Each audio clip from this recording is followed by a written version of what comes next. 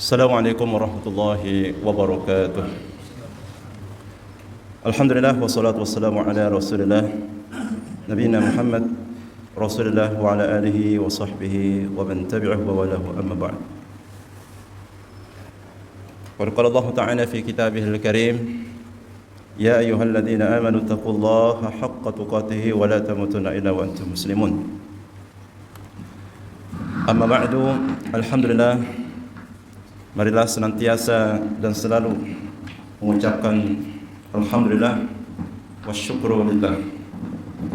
Bersyukur kita kepada Allah, memuji Allah Subhanahu wa taala atas segala nikmat, karunia dan taufiknya kepada kita sekalian, sehingga dengan semua nikmat tersebut Allah memberikan berbagai kemudahan. Allah melapangkan hati kita untuk beribadah kepadanya. Allah menyehatkan badan kita, dan Allah menjaga iman Islam kita. Selanjutnya salawat dan salam senantiasa tercurah kepada Nabi besar Muhammad SAW, keluarga, para sahabat, dan kepada seluruh pengikutnya. Hadirin jamaah yang Allah Subhanahu wa taala muliakan, kita akan mengkaji tafsir surah Al-Mu'minun. Tafsir surah Al-Mu'minun sampai dengan ayat 9, ayat 1 sampai dengan ayat 11. Jadi kita akan memahami atau mencoba untuk memahami 11 ayat. 11 ayat ini Allah menerangkan kepada kita ciri-ciri penghuni surga Firdaus. Ciri-ciri penghuni surga Firdaus. Surga Firdaus, kata Rasulullah SAW, merupakan surga yang paling tinggi, yang penuh dengan kenikmatan abadi di dalamnya.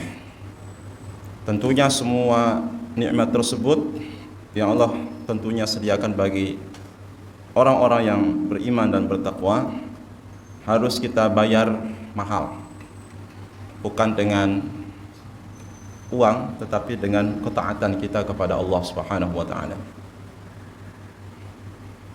Semoga Allah menjadikan kita termasuk orang-orang yang diberikan kemudahan untuk mengikuti ciri-ciri penghuni surga Firdaus. A'udzubillahi minasyaitonirrajim. Bismillahirrahmanirrahim. Qad aflahal mu'minun. Sungguh telah beruntung orang-orang beriman. Jadi ciri penghuni surga Firdaus yang pertama adalah mereka orang-orang beriman. Sungguh telah beruntung, sungguh telah sukses. Siapa? Al-mu'minun, orang-orang beriman. Jadi di sini Allah menegaskan dengan sebuah kata, yaitu qad. Qad itu artinya litahqiq. Litahqiq itu artinya adalah sesuatu yang pasti, sesuatu yang kejadiannya pasti terjadi, sehingga sungguh betul-betul berhasil, sungguh betul-betul sukses orang-orang beriman itu. Maka kita ini dikatakan orang-orang yang sukses karena keimanan yang Allah karuniakan, bukan karena materi, bukan karena harta atau yang lainnya yang Allah berikan, tetapi karena satu alasan, yaitu keimanan yang Allah berikan kepada kita. Inilah yang membuat kita kemudian dikatakan aflaha, beruntung, ya. Maka kita bersyukur kepada Allah Subhanahu wa taala, digolongkan sebagai orang-orang yang sukses. Berbeda dengan pandangan manusia. Siapa mereka yang berhasil? Mereka adalah orang-orang yang kaya, orang-orang yang membangun usahanya dari nol sampai menjadi orang yang mampu membuka lapangan pekerjaan bagi ribuan orang. Itulah orang sukses. Ya, anak-anak muda seperti sekarang ini muncul di berbagai media sosial, platform macam-macam, ada di TikTok macam-macam. Mereka berbagi pengalaman untuk menjadi orang yang kaya di usia muda, sehingga menjadi daya tarik tersendiri bagi generasi muda untuk menjadi orang-orang yang sukses. secara materi. Tetapi dalam pandangan Allah keberhasilan tidak diukur dari itu. Ya. Kalau dia punya iman dan dia bisa buktikan iman tersebut dengan ketaatannya kepada Allah sampai mati, maka itulah keberhasilan yang sebenar-benarnya. Ya. Jadi ini harus kita camkan bersama orang beriman. Karena apa? Selain orang-orang beriman diharamkan masuk surga. Kalau mereka mati membawa kekufuran, membawa keyakinan selain iman, selain Islam, maka mereka diharamkan surga oleh Allah Subhanahu wa taala. Sampai-sampai Allah Subhanahu wa taala mengatakan hatta yaljal jamalu fi samil khiyat. Orang kafir artinya orang yang mati dalam keadaan kafir kepada Allah, tidak pernah beriman kepada Allah Subhanahu wa taala, atau pernah beriman tapi kemudian di akhir hayatnya dia menukar imannya dengan kekafiran dan mati dalam keadaan demikian, ya, mati dalam keadaan kafir seperti itu, maka tidak akan masuk surga sampai onta masuk ke dalam lubang jarum. Hatta yaljal jamalu bisamil khiyat. Bisalah unta masuk ke dalam lubang jarum. Jangankan unta, benang aja nih, kadang-kadang kita mencoba dulu 1 kali, 2 kali, 3 kali kadang masuk-masuk, apalagi unta. Ya. Ini maksudnya apa? Allah membahasakan, ya, tidak akan pernah atau mustahil orang-orang kafir masuk surga, sebagaimana mustahilnya dan tidak mungkinnya onta masuk ke dalam lubang jarum. Kita bersyukur karena dunia ini, jamaah yang Allah muliakan, bukan ukuran keberhasilan menurut Allah. Dunia ini bukan parameter kesuksesan menurut Allah dan Rasulnya. Karena apa? Karena Allah berikan kepada siapapun dunia ini. Ar-Rahman artinya Allah Maha Pengasih. Jadi Allah kasih kepada siapapun yang hidup di muka bumi ini. Ya, siapa? Apa saja yang hidup, apa saja yang diciptakan oleh Allah, Allah berikan kepada mereka rahmat. Rahmat, ya, rahmat secara umum. Kehidupan itu sendiri, ya, materi, kekayaan, segala macam. Allah berikan kepada semua manusia tanpa tebang pilih. Ya. Termasuk kepada musuh-musuhnya Allah. Innallaha la yuhibbul kafirin. Sesungguhnya Allah tidak menyukai orang-orang kafir. Termasuk kepada mereka Allah berikan kekayaan. Allah berikan kekayaan. Allah berikan kekuasaan untuk mereka. Sebagian musuh-musuh Allah yang disebutkan di Al-Quran, Allah jadikan mereka sebagai penguasa, seperti Fir'aun, atau sebagai orang yang paling kaya di zamannya itu di antara kaumnya seperti Qarun. Atau Allah angkat mereka seperti Raja Namrud dan lain sebagainya.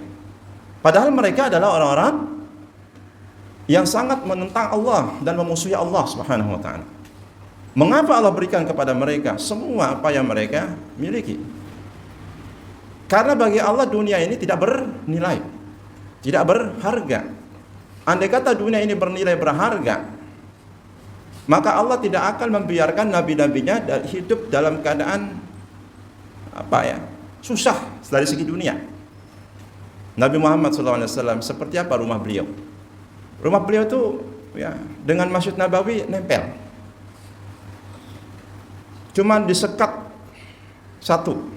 Jadi satu untuk tidur beliau sama Ummul Mukminin Aisyah radhiyallahu anha, satu untuk ruang menerima tamu atau apa. Kecil. Ya. Nabi yang diangkat menjadi raja, Nabi Sulaiman alaihissalam. Yang lain-lain mereka hidup dengan ujian yang sangat berat. Maka Rasulullah mengatakan, asyaddun nas bala'an al-anbiya. Manusia yang paling berat cobaannya adalah para nabi. Sedangkan manusia yang paling diberi kemudahan, kesenangan justru adalah orang-orang kafir. Makanya dalam hadis dikatakan ad-dunya jannatul kafir. Hadis sahih. Dunia ini adalah surga bagi orang kafir. Surga bagi orang kafir. Ya. Sehingga Allah biarkan mereka untuk bersenang-senang.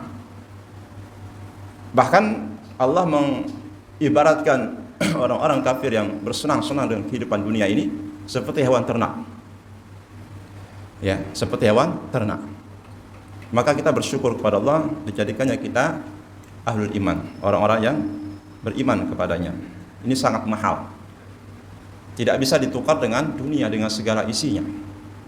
Ya, karena dengan iman inilah kita bisa mendapatkan kunci surga. Kita berkesempatan untuk mendapatkan mengerjakan suatu amalan yang nilainya lebih baik daripada dunia dengan segala isinya. Raka'atul fajri khairun minad dunya wa ma fiha. Sehingga Allah katakan wa qadimna ila ma 'amilu min 'amalin fajalnahu haba'an manthura. Orang kafir ada banyak yang baik, yang mempunyai jiwa sosial, saling bantu. Banyak orang kafir yang dari segi kebaikannya banyak sekali. Mereka bantu dengan harta mereka. Tapi apa kata Allah di ayat tersebut? Wa qadimna ila ma 'amilu min 'amalin. Di hari kiamat Allah Subhanahu wa taala ya memperlihatkan amal mereka. Kemudian Allah jadikan amal mereka itu faja'alnahu haba'an manthura, debu yang diterbangkan. Ya, jadi sia-sia. Kenapa? Karena Allah tidak akan menerima sebesar apapun amalan jika tidak dibarengi dengan iman. Sedangkan jika dibarengi dengan iman, sekecil apapun itu nilainya bisa lebih besar. Amalan kecil bila nilai disertai dengan iman itu bisa sangat besar. Ya. Ini ciri yang pertama orang beriman. Dan iman itu jamaah Allah muliakan, di antara khosais al-iman atau karakteristik keimanan itu adalah yazid wa yanqus. Bisa bertambah, bisa berkurang. Yang kadang-kadang kita mengalami penurunan. Kita mengalami kemerosotan iman. Makanya ada maksiat. Ketika maksiat kita lakukan, itu indikator iman kita sedang turun. Karena Allah mengatakan apa? Bahwasanya iman itu bisa berkurang, bisa naik. Dalam surah Al-Anfal. Ya.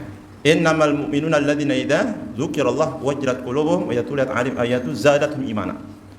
Orang-orang mukmin yang sebenarnya adalah orang-orang yang apabila disebutkan kepada mereka Allah, bergetar hati mereka, dan apabila dibacakan kepada mereka ayat-ayat Allah, bertambah iman mereka. Bertambah iman mereka. Menunjukkan iman itu bisa bertambah. Bahkan sebagian ulama seperti Imam Ahmad bin Hanbal mengatakan iman itu bisa hilang. Ya. Jadi para ulama itu di antara Imam Ghazali membagi hati itu menjadi 3. Ada qalbun sahih, hati yang sehat, yang dipenuhi dengan iman, ketaatan, keistiqomahan. Ini hati yang sehat. Hati yang sehat. Sehingga dia mudah untuk melakukan berbagai amal soleh. Tidak berat baginya. Berlomba-lomba, ini seperti hatinya para sahabat. Kalau mereka bertanya kepada Rasulullah, mereka bertanya tentang perkara surga dan neraka. Tidak pernah satupun di antara sahabat yang bertanya tentang bagaimana berhasil di dunia ini. Mereka bertanya, ya Rasulullah, amalan apa yang paling utama? Rasulullah mengatakan as-salatu ala waqtiha misalnya. Dalam kesempatan yang lain, birrul walidain, berbakti kepada kedua orang tua. Dalam ayat yang lain, al-jihad fisabilillah, berjihad di jalan Allah Subhanahu wa taala. Ya. Mereka selalu bertanya tentang akhirat. Kemudian ada juga hati yang sakit. Hati yang sakit perlu segera diobati. Dan yang ketiga adalah hati yang mayyit. Hati yang tidak lagi mengenal dan tidak lagi tertarik kepada kebaikan. Bahkan ya, dia jauh lebih tertarik kepada keburukan, kemaksiatan dan dosa. Ini seperti lalat. Lalat tidak ada yang tertarik kepada yang harum-harum. Semua lalat di dunia ini yang menarik hatinya apa? Sampah, yang busuk-busuk, yang bau-bau. Coba kita lihat lalat ada di mana? Ada di TPS, tempat pembuangan sampah. Nggak ada lalat itu ada di tempat wangi-wangi. Lebah ada di mana? Di tempat yang wangi-wangi, bunga.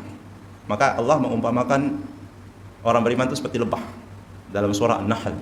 Seperti lebah.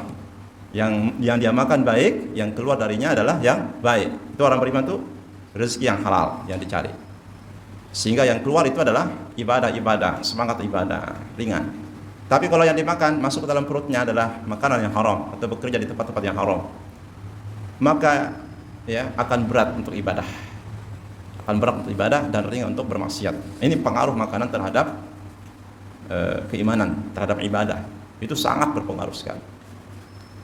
Maka begitu adalah qalbul mayyit, hati yang sakit. Ya. Kemudian yang kedua, ciri penghuni surga Firdaus, ya, setelah orang beriman itu apa? Alladzina hum fi shalatihim khashi'un. Orang-orang yang khusyuk dalam salatnya. Orang-orang yang khusyuk. Apa itu khusyuk? Hudurul qalbi baina yadillah. Hadirnya hati di hadapan Allah. Saat kita mengerjakan salat, hati kita ini konsentrasi dengan bacaan kita, dengan gerakan-gerakan salat dan sebagainya. Sehingga untuk khusyuk ini harus ada 3 unsur. Harus ada 3 unsur untuk bisa khusyuk. Unsur yang pertama adalah tumakninah. Tumakninah, kita mengerjakan sholat berpindah dari satu gerakan ke gerakan lain dengan tenang, dengan tumakninah, dengan bacaan yang betul, ya, tidak terburu-buru mengerjakan sebelum selesai. Jadi selesaikan dulu, tuntaskan dulu bacaan, baru kita berpindah ke gerakan atau ke yang lainnya. Tumakninah. Ya, kalau kita teringat tarawih di sebagian tempat itu 23 rakaat 7 menit selesai. Padahal tumakninah rukun daripada sholat. Rukun daripada sholat. Bagaimana dibaca Al-Fatihah? Satu nafas. Amin. Nah, itu sama sekali bukan sholat. Ya. Kata Rasulullah, sholat yang seperti itu adalah sholat yang dirampas oleh syaitan. Sholat kita dirampas, berkurang harta kita. Yang kedua, ya, untuk bisa khusyuk dalam sholat adalah idraki ma'anil Quran. Kita mesti meresapi dan menghayati apa yang kita baca dalam sholat. Ketika kita membaca iyyaka na'budu wa iyyaka nasta'in, apa makna ayat ini? Hanya kepada Engkau kami beribadah, hanya kepada Engkau kami mohon pertolongan. Apa maknanya? Kita berjanji, kita berkomitmen di hadapan Allah, bersumpah di hadapan Allah yang kita sembah di hadapan kita ini, untuk tidak beribadah kecuali kepada Allah, untuk meminta pertolongan dalam kondisi dan sesulit apapun kecuali hanya kepada Allah. Itu janji kita, ya, tauhid itu. Tapi banyak yang kemudian tidak memahami, sehingga mereka melanggar janji mereka sendiri. Ketika sulit, mereka apa? Minta tolong ke riba, misal pinjam yang mengandung unsur riba, ya, atau misalkan ke dukun, atau ke paranormal, atau yang lainnya, ya, padahal dia setiap sholat misalkan dia baca itu, ya. Kemudian yang ketiga adalah sholatnya harus sesuai dengan ajaran Nabi, harus sesuai dengan tuntunan sunnah. Jadi yang pertama tumakninah, yang kedua kita pahami apa yang kita baca. Subhana rabbiyal azim, maha suci Allah yang maha agung. Apa artinya di situ? Subhana rabbiyal a'la, maha suci Allah yang maha tinggi. Apa artinya di situ? Ya, itu semua harus kita pahami. Kita sholat sudah puluhan tahun, sudahkah kita memahami sholat yang sudah kita kerjakan selama ini sampai saat sekarang ini? Sehingga nggak mungkin orang itu khusyuk kalau tidak paham apa yang dia baca. Apa yang dia baca, ya, kita harus bisa memahami apa yang dibaca. Nah, kemudian harus sesuai dengan tuntunan Rasul SAW. Sallu kama ra'aitumuni usalli. Salatlah sebagaimana kamu menyaksikanku salat, kata Rasul kepada para sahabat. Bagaimana bacaan beliau di waktu subuh, di waktu maghrib, di waktu isya, di waktu zuhur, asar, rukuk sujudnya, bacaannya apa saja, dan lain sebagainya. Semua referensi, rujukan, acuan kita, pedoman kita hanya sunnah Nabi SAW untuk bisa mendapatkan sholat khusyuk. Jadi penghuni surga Firdaus mereka sholatnya khusyuk, sholatnya khusyuk. Sehingga inilah sholat yang dikatakan Al-Quran, inna sholata tanha 'anil fahsya'i wal munkar. Sholat khusyuk inilah yang mampu mencegah seseorang dari segala perbuatan keji dan munkar, menjauhkan kita dari maksiat, dari dosa, dan mendekatkan kita kepada kebaikan. Ini sholat yang khusyuk ini. Sehingga sholat itu hakikatnya adalah apa? Solusi. Maka ketika azan itu apa dikumandangkan? Hayya 'alas shalah, hayya 'alal falah. Mari kita sholat, mari kita meraih kemenangan. Ada hubungan antara sholat dengan kesuksesan, dengan kemenangan, dengan kemudahan dan sebagainya. Kalau ingin sukses, ingin menang, ingin berhasil, ingin dimudahkan segala urusan, maka sholat ditegakkan. Rasulullah apabila mendapati urusan yang sulit, beliau sholat 2 rakaat. Dan apabila mendapati kabar gembira, beliau juga sholat 2 rakaat. Itu Rasulullah SAW. Kalau kita umat ini bila mendapati urusan yang sulit, apa yang terjadi? Ya, mungkin dia mencari jalan pintas, mungkin macam-macam, ya. demi untuk menyelesaikan masalah, justru semakin jauh dari solusi. Nah, itu pentingnya sholat. Kemudian yang berikutnya, yang ketiga, ciri penghuni calon atau ciri penghuni surga Firdaus, walladzina hum 'anil lagwi mu'ridun.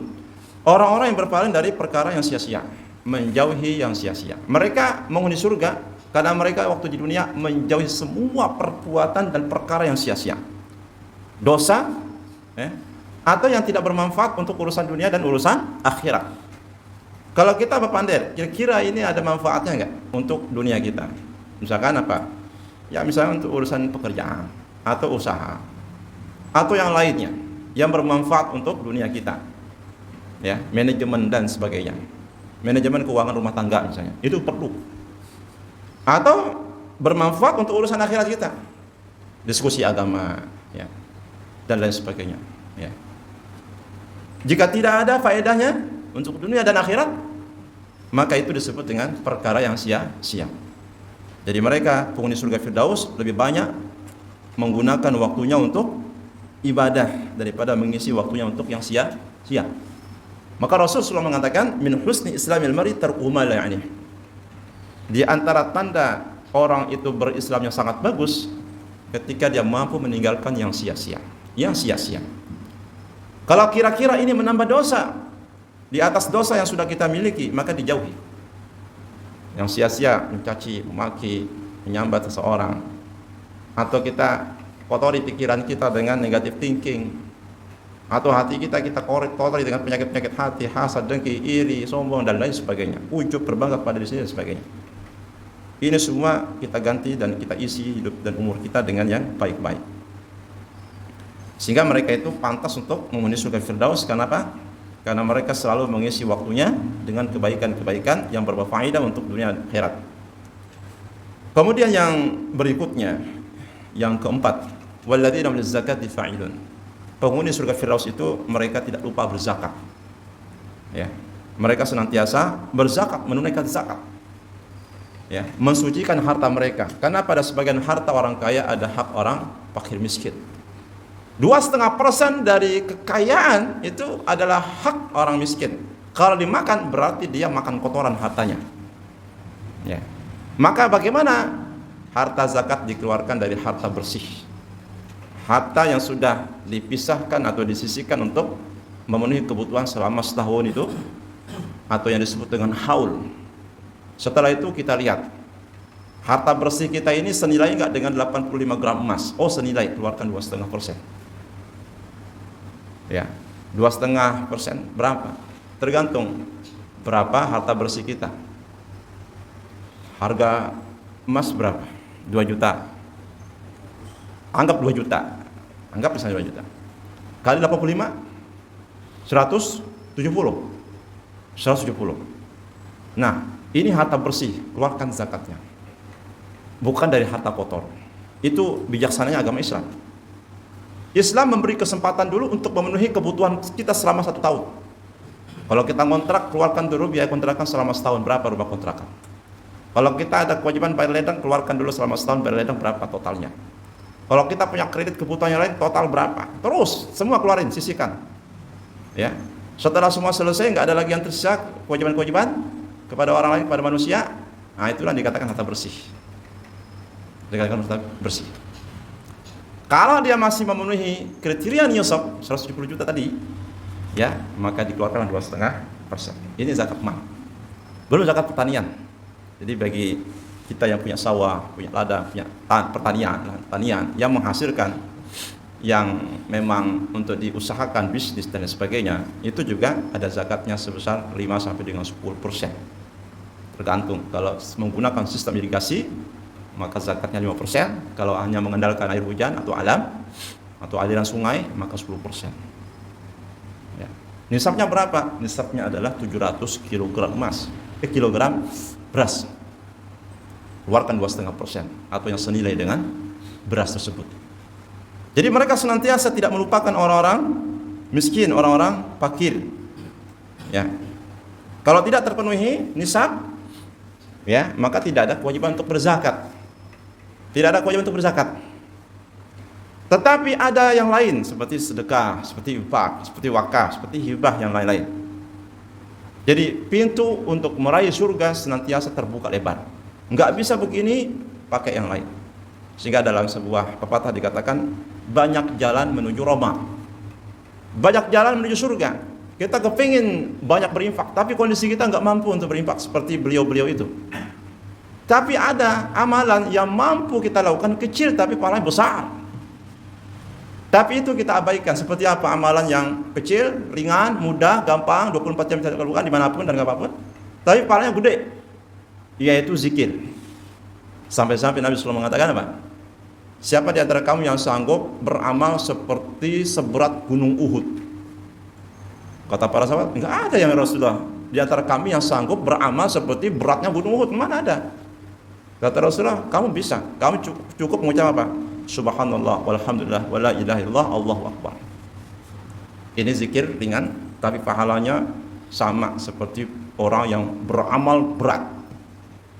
Nabi mengatakan, aku melihat seorang laki-laki bersenang-senang di dalam surga karena dia menyingkirkan sesuatu yang mengganggu orang lain di jalan. Polisi tidur itu mengganggu kendaraan. Mohon maaf. Atau lubang di jalan.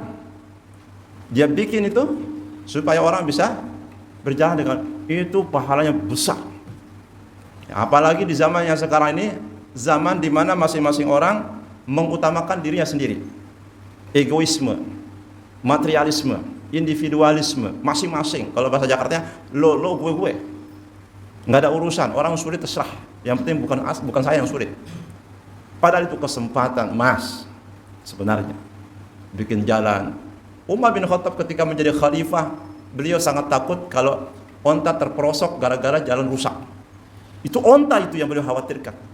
Nah sekarang tidak ada pejabat daerah, baik itu gubernur maupun bupati, yang mengkhawatirkan manusia yang jauh lebih berhak untuk menikmati fasilitas umum.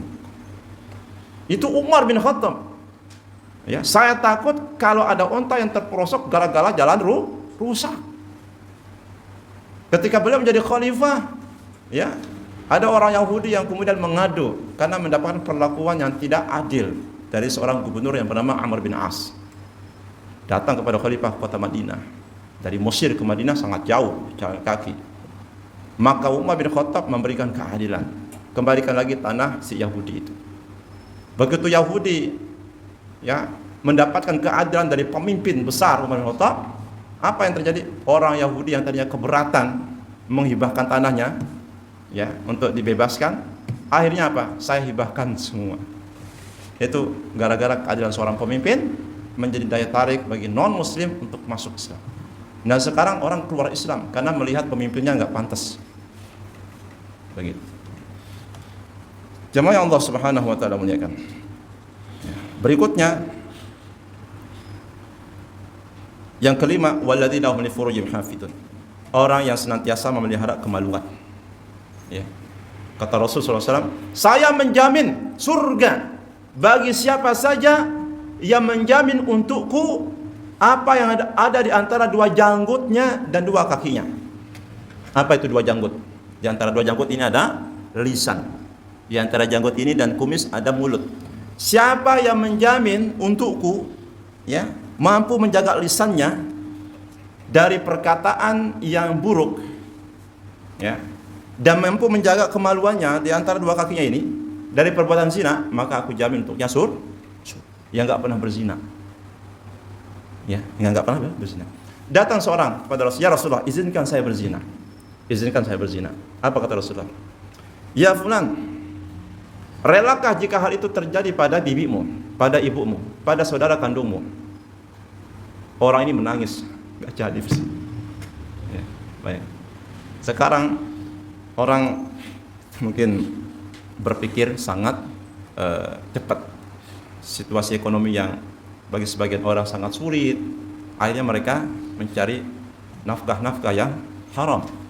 Ya, padahal yang diciptakan Allah ini jauh lebih banyak yang halal daripada yang haram. Allah mengatakan, "Walladzi khalaqalakum ma fil ardi jami'an." Semua yang Allah ciptakan di bumi adalah untuk kalian. Fasilitas bumi ini untuk kalian. Ada laut, kita bisa menangkap ikan, ada sungai, kita bisa memancing ikan. Ada macam-macam bisa kita jual, kita bisa jual belikan. Meskipun kecil, halal. Rasulullah SAW pernah mencium dua tangan. Salah satu tangan yang pernah beliau cium adalah tangan seorang pekerja batu. Dia mecahin batu sepanjang siang sampai tangannya kasar. Tapi Rasulullah mencium dan mengatakan, ini tangan yang tidak tersentuh api neraka. Ya. Jadi halal walaupun sedikit, jauh lebih terhormat dalam pandangan Allah. Sampai Rasulullah SAW mengatakan, sungguh jika seseorang di antara kamu mengambil kapak di rumahnya dan tali, lalu dia pergi ke gunung atau hutan mencari kayu bakar, mengikat lalu membawa ke pasar, itu lebih baik daripada dia meminta-minta kepada banyak orang, orang itu memberi atau tidak memberi. Dan Rasulullah mengatakan, sesungguhnya Nabi Daud memakan dari hasil tangannya sendiri. Nabi-nabi nggak pernah berpangku tangan. Nabi-nabi tidak pernah memelas rasa kasih dari orang lain. Mereka sangat menjaga rasa hormat mereka. Ini Islam. Maka Rasulullah mengatakan, al-yadul ulya khair min al-yadis sufla. Tangan yang memberi di atas lebih baik daripada tangan yang di bawah yang menerima. Itu Islam seperti itu. Sehingga ada zakat. Kenapa ada zakat? Untuk mendorong umat Islam menjadi orang kaya, minimal menjaga kehormatan. Makanya yang Allah Subhanahu wa taala muliakan, ini adalah calon penghuni surga atau ciri penghuni surga yang berikutnya. Ya. Ya, kemudian mereka menjaga kemaluan. Kemudian yang berikutnya adalah mereka menjaga amanah dan janji. Jaga amanah dan janji. Apa itu amanah? Amanah itu ada dua. Amanah kita dengan Allah dan amanah kita dengan sesama manusia. Apa bentuk amanah kita kepada Allah? Yang Allah amanahkan kepada kita, semua yang Allah syariatkan itu amanah. Itu amanah itu. Salat itu amanah, wajib kita tunaikan. Kalau ada orang Islam nggak sholat, alasannya sibuk di pasar, maka berlakulah apa yang dikatakan oleh Umar bin Khattab radhiyallahu anhu. Apa kata beliau? La nasiba fil Islam liman taraka shalah. Tidak ada hak apapun bentuknya bagi orang yang meninggalkan sholat. Ya, bagi orang yang sholat. Ini luar biasa. Dosa besar itu meninggalkan sholat. Dosa yang sangat besar sekali. Ya. Maka jamaah Allah Subhanahu wa taala muliakan, tidak bisa dipandang remeh kemudian. Betapa besarnya dosa orang yang meninggalkan sholat ini, sehingga dikatakan wailul musallin. Celaka bagi orang-orang yang sholat. Apalagi yang enggak sholat. Yang sholat saja masih diancam dengan wail. Apa itu wail? Sebagian ulama tafsir menyebutkan lembah yang berada di kerak neraka. Andai kata seluruh gunung di bumi ini dicampakkan, maka niscaya akan luluh lantah, akan melebur, hancur. Itu ancaman bagi yang sholat. Alladzina hum fi an sholatim sahun, yang lalai. Apa kata Ibnu Abbas? Orang yang menunda-nunda sholatnya, masuk sholat lalu dia kerjakan di waktu sholat berikutnya. Menunda sholat itu sampai masuk sholat asar, menunda sholat asar sampai masuk waktu maghrib dan seterusnya, tanpa uzur syar'i, seperti musafir atau orang sakit dan sebagainya. Ya. Kemudian yang berikutnya, jamaah Allah Subhanahu wa taala muliakan, ini amanah kepada sesama manusia berupa wasiat, berupa hutang, pinjaman. Ini adalah amanah yang kalau nggak selesai di dunia akan diselesaikan nanti di akhirat. Sampai Rasulullah SAW mengingatkan kepada kita, ya, istahillu, minta halallah kamu kepada orang yang memberi pinjaman kepadamu sebelum nanti tidak berlaku lagi dinar dan dirham. Nanti dua orang yang bersengketa atau yang berperkara nggak selesai di dunia, itu akan dipertemukan Allah Subhanahu wa taala, akan diadili. Tapi bukan diganti dengan uang. Karena harta udah nggak ada lagi. Diganti dengan apa? Diganti dengan apa? Dengan pahala yang dia miliki, Allah berikan kepada pemilik hak. Kalau habis pahalanya, sementara dia masih menyisakan kewajiban, maka apa? Dosa pemilik hak ini Allah akan berikan kepada yang punya kewajiban. Sehingga pahalanya habis, dosanya justru malah bertambah banyak. Yang dikatakan Nabi ini adalah muflis, orang yang bangkrut dari kalangan umat. Bangkrut di akhirat nggak ada solusi, selesai. Kalau kita bangkrut di dunia, kita masih bisa bangkit kembali suatu saat nanti. Kita mungkin failit usaha, nggak apa-apa. Kita mulai dari nol lagi. Setahun, 2 tahun cepat. Udah punya pengalaman sebelumnya. Tapi kita bisa bangkit lagi. Tapi di akhirat kalau failit, bangkrut, failit, muflis, apa caranya? Nggak bisa. Maka hati-hati berkaitan dengan hak manusia, segera. Ya, kalau kita bawa mati, itu ruh kita tidak akan diterima masuk ke langit. Di akhirat tidak akan masuk surga sebelum pemilik hak itu menghalalkan kita. Maka ada kisah Ibnu Hazm, salah seorang ulama namanya Ibnu Hazm. Tiba-tiba ada pencuri mencuri barang yang sedang beliau jual di pasar. Pencuri ini lari membawa kabur barangnya. Ibnu Hazm mengejar. Mengejar untuk apa? Bukan seperti sekarang ini maling diteriakin maling lalu digebuk sampai mati, enggak. Ibnu Hazm sambil berteriak mengejar orang ini mengatakan, "Ya fulan, kul qabiltu." Wahai fulan, ucapkan aku terima. Nih seperti akad jual beli. Ulun jual lah, ulun tukar. Kalau dia ucapkan seperti itu halal. Itu bayangkan seorang ulama Ibnu Hazm yang paham itu muamalat. Katakan wahai fulan, aku menerima sehingga aku menghalalkan. Tapi walaupun dia enggak mengatakan, Ibnu Hazm sudah menghalalkan. Karena ulama itu tidak mau sulit dalam masalah dunia. Mau sulit dalam masalah dunia. Kalau kita berperkara dengan orang yang berilmu, insya Allah aman. Tapi berperkara dengan orang bodoh ini susah. Ya, takutnya nggak selesai. Yang Allah Subhanahu Wa Taala muliakan. Ya, ini adalah amanah kepada sama manusia lebih berat. Ya, kalau amanah kepada Allah mungkin ada yang kita abaikan atau yang kita lalaikan. Kita istighfar kepada Allah bisa. Karena kita muqassir, artinya orang yang lalai dalam melakukan kewajiban. Itu manusia. Tapi kita punya Allah yang Maha penerima taubat selama tidak berkaitan dengan hak manusia. Jadi taubat bagi orang yang tidak punya kaitan dengan sama manusia itu syaratnya 3. Pertama adalah menyesal, yang kedua dia adalah memperbaiki dirinya, dan yang ketiga adalah berjanji untuk lebih baik lagi dan tidak kembali ke masa lalu. Kalau kaitan dengan manusia, tambah lagi satu lagi syarat, yaitu apa? Meminta dihalalkan. Kalau tidak, nanti di hari kiamat akan diselesaikan. Sehingga mau diselesaikan di dunia atau mau diselesaikan di akhirat, dan itu tentu sangat berat sekali. Sehingga Allah mengatakan berikutnya, walladzina hum 'ala sholatihim yuhafizun. Orang yang melihara salat 5 waktu, ini ciri yang terakhir, menjaga salat 5 waktu. Ada orang yang mampu menjaga salat 5 waktu tapi enggak khusyuk. Ada orang yang khusyuk salatnya tapi salatnya ya gitu. Jadi dua-duanya harus. Salat 5 waktu, kemudian juga setiap salat dia mengerjakannya secara khusyuk. Ya. Yuhafizun, memelihara salat 5 waktu ini. Baru Allah katakan ulaika minal warithun. Mereka adalah orang-orang yang mewarisi apa? Firdaus, surga Firdaus, ya. Mereka kekal di dalam surga tersebut. Nah, inilah 7 atau 6 ciri orang atau penghuni surga Firdaus. Yang pertama beriman, yang kedua adalah salatnya khusyuk, yang ketiga adalah menjauhi perkara yang sia-sia, yang keempat adalah berzakat, dan yang kelima adalah menjaga kemaluan, yang keenam adalah ya menjaga amanah dan janji, yang ketujuh adalah menjaga salat 5 waktu, ya. Jadi ada 7 ciri penghuni surga Firdaus. Semoga Allah menjadikan kita calon penghuni surga Firdaus di akhirat kelak. Amin amin ya rabbal alamin. Subhanakallahumma bihamdika asyhadu an la ilaha illa anta astaghfiruka wa atubu ilaika. Wallahu a'lam bishawab. Assalamualaikum warahmatullahi wabarakatuh.